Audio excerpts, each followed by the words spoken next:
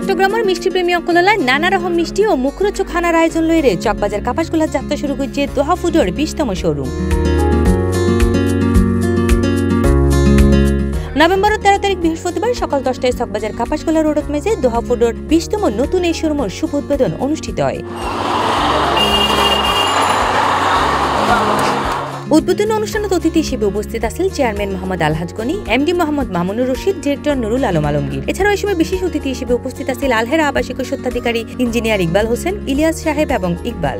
চট্টগ্রামের মিষ্টি প্রেমিক এলাকা চকবাজার যে দোহা ফুডসর শোরুম উদ্বোধন করি আমরা আলহামদুলিল্লাহ। চকবাজারের সকল ভোক্তা সাধারণ যারা আছেন বেকুন দোহা ফুডসর শোরুম মধ্যে স্বাগতম। বর্তমানে আর অনেক শোরুম আছে বর্তমানে আমরা প্রত্যেকখান শোরুমের কাস্টমারের ভালো একটা রেসপন্স পাই, যার কারণে আর চকবাজারতেই আবার শোরুম গরিবার লেখি হই উদ্বুদ্ধ হই। এ সময় আরো উপস্থিত আছেন DGM Zahiruddin Babar, inspector Saddam Hossain, inspector Ali Hossain. Doha ফুডের 20তম শাখা উদ্বোধন হয়ে চকবাজার যে বিভিন্ন শোরুম বিভিন্ন মিষ্টি শোরুম আছে, কিন্তু আর দোহা ফুডের কোনো শোরুম ন আছিল। বেকুনের মানুষের চাহিদা আছিল দেখি আর একখানে চকবাজার যে দোহা ফুডের শোরুম দি আর ইনশাআল্লাহ আজিয়া আল্লাহ রহমতে আরা দোহা ফুডের আজ উদ্বোধন হইয়ে ওনারা বেকুন দোহা ফুডত আইয়েরে আর মিষ্টি আছে জাল আছে বেকুন ওনারা টেস্ট করিয়ে চাইবেন।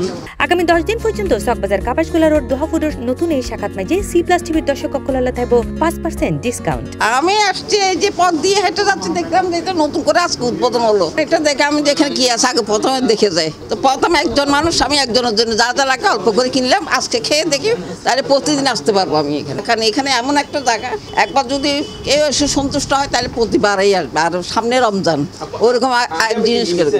আমি নিলাম কি সন্দেশ নিলাম আর বন নিলাম আর একটা নিলাম কি বলে চিকেন। দোহা ফুডসের নতুন এই আউটলেট মধ্যে ওনারা ফাইজাবেন স্পঞ্জ মিষ্টি, রসমালাই, কালোজাম, লালমোহন, লাড্ডু হইতে শুরু করিয়ে নানা ধরনের লোভনীয় ব্যাগ মিষ্টির আইটেম। এছাড়াও লগে আরো ফাইজাবেন মুখরোচক ব্যাগ খানা।